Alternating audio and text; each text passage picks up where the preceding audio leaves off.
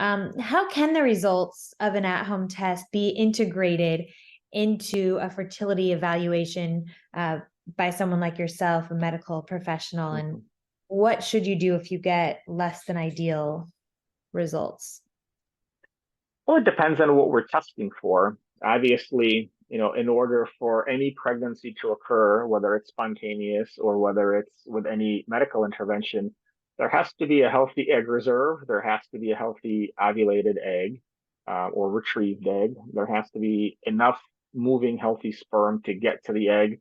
And there has to be normal anatomy to facilitate that fertilization and then the transition of the embryo into the uterus and implantation. So at this point, the tests that we have primarily account for the health of the cohort or the group of eggs, and then whether or not ovulation is occurring, and then whether or not there is a normal viability and amount of sperm. So depending on the abnormality that we find, that's how we direct the additional steps.